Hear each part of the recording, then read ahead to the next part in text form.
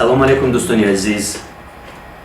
чанд сол қабл мо ҳунарманди бисёр боризу барҷаста ва хурсаду сӯҳроби Сафарзодро аз даст додем. турбаташ рошан буд. баъди фавти сӯҳроби Сафарзод бисёриҳо гуфтанд ки охирин шаб ӯ дар меҳмонӣ буд дар хонаи дигар сарояндаи мумтози кишвар Ҳабиба Давлатова. ва ман ҳамеша мегуфтам ки шояд замоне фаро мерасад ки ман бо Ҳабиба ҳамсӯҳбат мешавам. ва гуфтам ки агар ин иттифоқ биуфтад ва ман бо Ҳабиба ҳамсӯҳбат шавам, аввалин саволе ки пешкаш мекунам ҳамин хоҳад буд ки оё Сӯҳроб он шаб як шаб қабл аз маргаш дар хонаи ӯ буд ва ё на.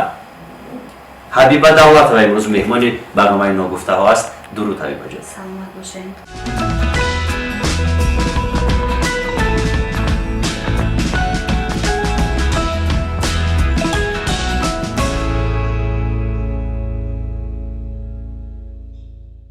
саломи худро ба ҳамаи бинандаҳо мерасонам. саломат бошед. хуб, фикр кардам аллакай пай бурдед ки нахустин савол чӣ мешавад?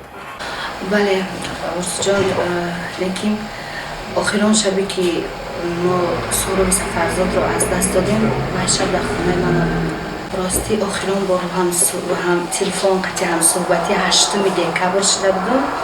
вақте ки мо тӯй мерафтем, шофёри ма дар хонаи раҳмати Сӯҳробшон буд. ҳамуҷа вақти шофёр ма занг задем ки ман дар ороишгоҳ тайёрам биё, раҳмати Сӯҳроб телефона гирифт, гуфт дар хонаи мо манту кардан, намебинӣ манту бихӯрӣ ба ту бирай.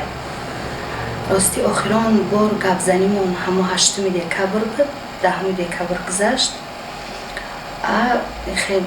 диданда охирон бор ягон як моҳ пеш аз маргаш дида гирифтем. чӣ гуфт ба телефон? айнан чӣ гуфт дақиқан? аввал пурсӣ кард ва ман духтарча таваллуд кардагӣ будам. ба духтарча таваллуди духтарам табрик кард. хай табрик гуфт. ҳабибаҷон духтарча намебиёи хонаи мо да манту кардагиан, манту хӯрон мегуфт. вай гапа фақат мегуфт манту хӯрон, ай биё. мо зане ки нав гирифтагӣ буд, ҳамун манту кардагӣ буд. ай биё зани ман манту кардай, биё як бор мақсад биё хони мо. ки ман гуфтам ки мадад камтар дер шидестай, хай насиб ягон вақти дигар. чанд зан дошт? 5 та. бо ҳамаш якҷоя зиндагӣ мекард ё чӣ тавр? хай вақтҳои шомадагие ки тати ишпаз шидагие мисол, хай 2 та занаш, зане ки тӯй карда гирифтагие 2 таш ҳамай. аз ҳамаи занҳояш фарзанд дошт? не, ай 2 таш дорад. аз 2 таш? 2 таш. писар духтар? як писар, як духтар. шумо шунидед ки байни мардум овоза паҳн шуд ва мардум гуфтанд ки ҳамон шаб дар хонаи Ҳабиба буд. ин овозаҳо ба гӯши шумо мерасид? бале, ҳамон рӯзи ҷанозаш ҳатто мо рафтем, модараш гуфт ки ҳабибаҷон вай дар хонаи ту будай, дар хонаи ту ҳам мехешидай. ма гуфтам холаҷон не, дар хонаи ман набуд. дар хонаи ман шояд ман бедор будам, шояд ман вая наҷот медодам ки вай дар вақти хов ҷонаш бомадагия. доми модару парушда хони ҳамсоямон омадагия, хони бародараш. хони бародараш омадагия. даже ҷогаи ховша дохтагиам, ҷогааш сос ҳар фои. яъне дар хонаи шумо неву дар хонаи ҳамсояш? як ака буд, вай ҳам бо ҳамроҳии санъаткоро бисёр рафтомад мекард. яъне автомашинаи Сӯҳробро дар ҳавлии ҳамон бинои ҳукуматӣ дидан? дар пеш площадкаи ҳамон хона мондагӣ дидан? гумон карданд ки хонаи Ҳабиба буд? гумон кардан, барои ки вақти мурдаша бировардем ба як массив байни як дом мо бировардам. вақти мо додҳои кардем, мисол ман давидум биромадам, масалан як майдонча аст, гуфтанд ки ҳами хирамати Сӯҳроб дар ҳамҷа. аввалан ҳамон бародар занаш вақти файруд кард, Ҳабибаи файруд кинен додҳои кард, ман фикр кардем ки ҳамроҳи ҳамон бародармон ягон чишдай, ҳамсоя. ҳамихи баъд хай бировардем ки ҳама вақт дидан, ҳама ки дидан фикр кардам ки дар хонаи ман. ҳамроҳи мошини ёрии таъҷилӣ шумо ҳам рафтед? не, ман нарафт. вай дар мошини ёрии таъҷилӣ нашинодам, вай дар мошини худаш будам. мошини худаш қатъи бурдаша. чӣ гуфтанд сабаби марги Сӯҳробро? сабаби истеъмолӣ нашавад, ки ин гап дурӯғ аст. вай истеъмоли наша намекард. дилаш зад? вай дилаш зада, барои ки ҳамсоямо вақти вайам духтур буд, вақти вай бардошт و برداشته در لیول شینانده همونجا آخران نفسش برو آمده خیلی لباش کپ بود گفته که ایره دلش کفیده. پیش از درد دل شکایت نکرد؟ پیش از درد دل شکایت میکرد. چی؟ دایی میگفت که دل من درد میکنه. دایی میگفت. اون روز باز کی بود از اهل هنر؟ اهل هنر همش قرابالا اومدن. ای پیش خونه ما بردنده و یا نبودن برای که تا وایوه تلفن کردن قدیم تو گفتیم همش قرابالا جمع شدن. صدرالدین، فیروزه، مهیره، شادروان بهرام غفوری، مهربان، استان همه صنعتکارا بودیم. لحظه مرگش شبانه فرا رسید یا روز؟ گفتن که ساعت 4 سحر اومده. ساعت 4 صبح؟ 4 صبح از کدوم شبنشینی؟ شبنشینی 4 صبح به همون خانه. این کدوم محفل بود از در کجا بود؟ معلوم نشد. نه معلوم نشد. نمیدونم برای کدوم محفل بود. در کجا بود برای که ما دخترچه ما تولد کردگی بود. آدم چیله دور نمیبرم کجا ما خانه دارم نمیدونم برای کجا. شما نه تنها با سهراب بلکه با شادروان بهرام نیز دوستی داشتید، رفت و آمد داشتید. بله خیلی سخت است. ما بابایا چقدر دوستی همکاری به دهخانی ها قریب یک جا بودیم به دهخانی ها همش. ما که بسیار یک جا که بودیم بعد مرگ اینا تنهایی را حس میکنیم. تنها یکان بسیار شیشتنهای ما شب نشینه ما بسیار حاضر نیست. حاضر در حقانی تنهایی رو بعد شادروان بهرام غفوری حس کردم که تنهایی. دو روز پیش از مرگش دعوت کرد که خانه بیا منتو بخوریم یک جایی. منتو رو دوست می داشت از میان غذا خورد؟ بله از همه چیز منتو رو بسیار دوست می داشت. بله. شما گفتید که سخت احساسی تنهایی میکشید. چی مگر تنها هستید شما؟ مثلا فرزندان که در اطراف شما هستند اما چرا احساسی تنهایی میکشید؟ بله فرزندان همراه هستم. من تنهایی دوستان رو از دست دادن رو میکشم. مثلا از موقع یک زن چی تنها هستید؟ یک زنی که هنوز شاداب است، هنوز جوان است، تنهایی هنوزم؟ یا هست نفری که تنهایی شما رو قسمت میکنه؟ خیلی بی نمیشم. راجع به اون مرد حرف زدن نمیخواید؟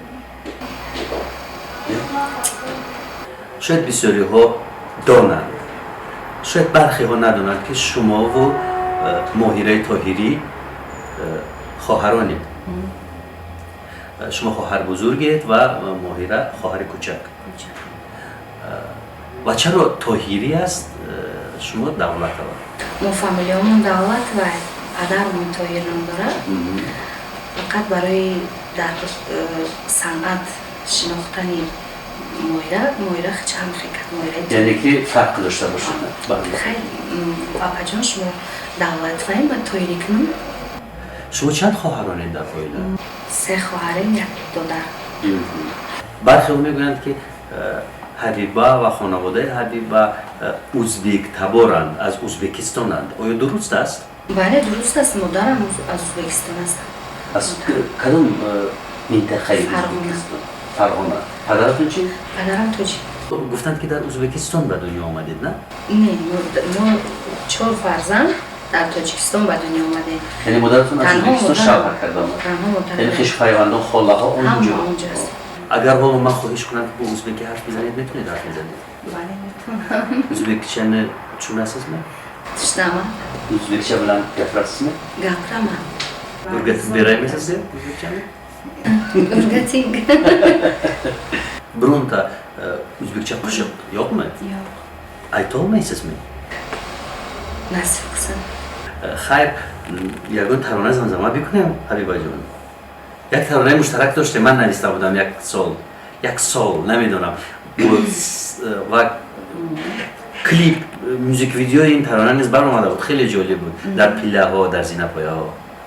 با ساعتی جدایی زیدی در خون چکیده، پرنده محبت از بام ما پریده پرنده محبت از بام ما پریده من ورق ورق پر از تنهاییم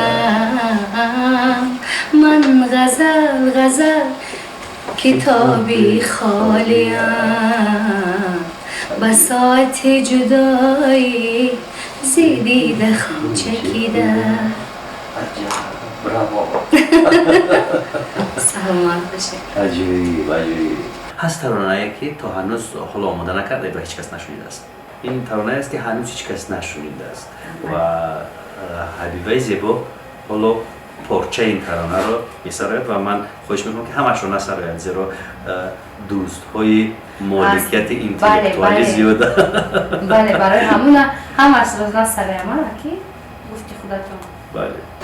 نگو بر من تو ساده ای نگو بر من دل داده ای نگو دوستت میدارم باورم نمیشه چرا کردی فند دروغ دروغ گفتی پای دروغ اگر طلایی شوی باورم نمیشه چون نمیخوانم. بسیار خوب عالی. منتظر میمونیم که این ترانه نشر میشود و حبیبه بارها در مصاحبه ها شما گفته اید که اول به رقص شغل داشتید. بله. چندین سال از سال 95 تا 2000 در انسامبل جهانورو که معلم شرافت رشید بود. و وقتا جهانورو میگفتن زمین و زمان میلرزید. وقتی در تالار کاخی بابک کنسرت میشد وقتی کنسرت صدرالدین نجمی‌الدین بود یاد دارم از الله منیژه دولت و وقتی همین جهانورو میبرومد شما همون وقت رقصه بود؟ همون وقتا من رقص میکردم. در همون گروه هست؟ در همون گروه هست. بله. چند سال داشتید اون زمان؟ چند سال داشتم؟ 95 شما 17 تا 2000 20 22. چرا بس کردید رقصگی رو؟ استاد ذکرالله حکیموف وقتی توی میرفته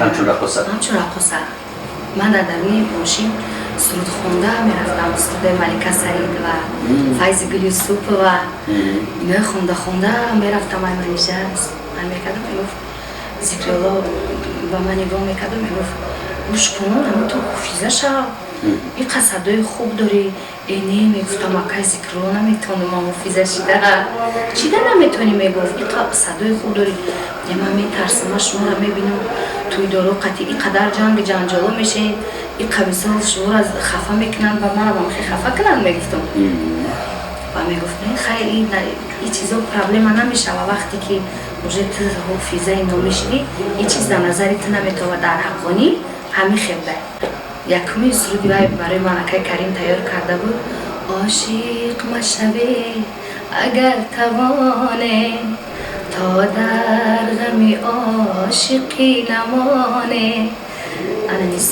اولین سرود وقتی که مرا با کدام سرود شناختن در روی صحنه حبیبه دولت و شناختن این سرودی روی تو از یاد رفته بوی تو از یاد رفته موی تو از یاد نرفته یادت را مبر از یاد من فریاد من. این آهنگی کی است؟ از شادروان سمندر میرزایف. از سمندر؟ با سمندر همکاری داشتم؟ سمندر میرزایف همکاری داشتم با شادروان صاحب نظیموف با دیلاور زبوریان آهنگ از شادروان و هرام غفوری هم با همراش وحی کرده دویت خونده. با بهترین بسته‌کاران با بهترین هنرمندان شما همکاری داشتید؟ یادشان بخیر. یادشان روشن. درباره اکنون این همه زمینه‌های نو تکنولوژی نو حرف میزنیم. اینستاگرام داره؟ بله. چگونه است؟ چگونه؟ اکانتش؟ حبیبه دولت و حبیبه دولت. و یکمین اینستاگرام داشتم 300 چند هزار 300 چند هزار بود. من با سعدی با همکاری داشتم. من برای همچون توفه کردم برای رکلامش در کار بود. حالا چی؟ انا بعدی که این ای سر کردیم، این قدی سعدی نجوی کردیم ای سر کردیم، باز این نوکا چند تا 37,000 داشته نو. 37,000. مثلا یک خوراک رو ثبت میکنند و ستوریز میکنند، ثبت میکنند و نشان میدهند. این عادت ها رو نداره چون؟ نه این عادت ها رو ندارم، حواسمندم نیستم. نه آنقدر خیلی در همین روزهای نزدیک کیفسی رو یکی حواسم اومد استوریز کردم. چرا کردید؟ یکون مبلغ دادم به شما؟ نه یکون مبلغ یک جا مبلغ نیتنه. یکی هم خیلی بالای استال در موندیم حواس چقدر؟ یکی هم خیلی حواس. این گونه چیزهای فست فودی رو دوست میدارید؟ ولی نه از نمیرم. چی رو بیشتر؟ پیتزا. به نظر شما چند کیلوگرمتون زیادتی است؟ من راستی که در همین مبینی یک سال من تونستم که 15 کیلو وزن پرداختم. تونستم. 15 کیلو چیکار وزن کردید؟ پرداختم. خیلی دیتا کردم بودیم. پیتزا نخوردم یک سال. یک سال پیتزا نخوردم. پرهیزی سخت انسان رو عصبی میکنه میدونید؟ عصب ما خراب شد راست بگید. و شما چگونه عصبی میشوید؟ من میخوام که شما همین رو شرح بدید، یعنی عصبانیت شما چگونه به وقوع میپیوندد؟ فریاد میزنید، جنجال میکنید، بحث و مناظره میکنید یا ظرف را میشکنید؟ یعنی چی؟ در تنهایی فقط بلند داد میزنم. در تنهایی؟ چرا در تنهایی؟ برای میقبم خانه را بینیم هیچ کنیست انا همچین با داد میزنم. انا قچیز قدی من میبرم زیقی من ای خیلی جمع نمیشم شب خوشم نقص نمیم خیلی شب در تنهایی بعد یک اصل سخت میکنم میبرویم میرم. با ماهیره چی رابطه داره؟ چی مناسبت داره؟ هیچ وقت من نمیبینم که شما عکس‌های یک جای داشته باشید زود زود سرعت بگیرید زود زود. چرا؟ زود زود نه دوست کرد. برای که وای در خانه خودش و کار و فعالیت خودش بسیار ما قد با کار باری خودم بسیار کاری ما طرف خانه دای بسیار ما ایری که در طرف خانه بسیار برای همون ما مورای خواهر ما نمیتونم در طرف خانه چی کار میکنید؟ سربینده اونجا یک شبه خدمت یا بازخانه شما چند است؟ 3,500 سومونی هم بودم. معاش؟ معاش. چند وقت باز ماهیره تاهیری رو از پیش ندیده اید؟ آیا یکان کانفلیکت هست در بین شما که اینقدر دیر با هم رو میخورید؟ نه خدا نشونت کانفلیکت نیست؟ وای من همچون فرزند ماهیره من خودم کلان کردگی برای که وای مایدک مثلا چند کار میرفتن چند در دامرجی فنطه کده کار میکردم بود یا مایدک پرفتم من همین ماهیره رو من خودم کلان کردگی من همچون فرزند نه خدا کنی خیلی نمیشود که یک عمر دو خواهر یک بار لااقل بحث نکرده. اگر بحث کردگی باشیم شاید در کودکی برای یکون کاری خانه برای که باید به حد تنبل بود. مایره سخت تنبل بود. وقتی باید کار میفرموندن میگفتن پیوله تا برشو پیوله چای خودایی تا میبرد مثال پیش آوده گیره کده میشیشت انا هوای چخی ما بوشون چخی بوشون نه چی دا ما بوشون من نمیشون میگفت تنبل بود. بعد شما جزا میدادید؟ بعد نه یک جزاش نمیدادی وای کنجگی مو بود یکون کس نمیداد کی و وای به هر نازدانه مو بود خیلی جنگش میکردیم در وقتایی که مثل اوچم و تام نبودن دودرم یکون کم کم و میزدکشه چی میکرد دودرم فقط مو نیمو ای ارککی مو بود وقتی که من رو به شوهر دادن مایره مو خوردکه بود این همه دقتی که اموخته که بودن به من نمیتونید مثل که یک مادر از فرزندش نگاه میکنه این قطعی من بردم من جنگ نکردن؟ نه یکون وقت نشد که خشتامنم باید کرد من مایره میگفتم که تو گیری در کجا شما شوهر کردید که مایره رو با؟ سمرقند واه سمرقند خشت باری مادرم یعنی شما از دوشنبه کلین شده به سمرقند رفتید عروس شده به سمرقند مایره همراه بودم بعد شبا ما مایره میگفتم که گریه کن ما قطعا پم میرم از برای که گفت مرا میگیرید گریه میکرد که ما قطعا پم میرم کم ترک و یا زیق میشدن که مقصد نمیمونن عروس و کنن عروس و داماد یک جا باشن. بعد با خود میگفتم که خیمه اینجا خونه چند سال زندگی کردی در سمرقند؟ 1 سال چطور شد؟ 1 فرزند سال شدی؟ ولی دخترچه کونی اصلا چند فرزند داری؟ 3 تا سمرقند پسند نموخت؟ خیلی این نصیب تقدیر عقل نمیدم شاید اگر روز عقل حاضرم میبود ممکن که من توقف میکردم زندگی میدم اگر عقل حاضرم نیست برای که سختی باید جوان بودن کجا کم کم احساس پشیمانی هست؟ بله میگم که وقتی اولا درست هست؟ این درست بوده است بله تو حال رابطه نداری؟ همچون خیلی شده بود مثلا توی کدگیم رفتگیم دیدگیم شیخ ایدوری تری سلام علیک میبری که باید شاید خونه و در فرزنداش و فرزندار و دختراش شوهر دادگیم شاید با نبیره دو خیلی کمک نبیره شاید دختر موی شاید دختری مایی آیان شما نبیره دارید؟ بله 4 تا باورم نمیشه سپاس میگویم بر شما دیدی زیباترین دنیا شما به همین روزا رسانه شما فرزندای خوشروک دارین خدا جان شما به همین روزا رسانه بابا شدین انشاءالله الهی هزار رحمتی کنم تشکر خداحافظی میکنیم دوستانی عزیز و بعد حبیبای نازنین تمام زیبایی زندگی رو تمام میکنیم بود برای نامزده ها خیر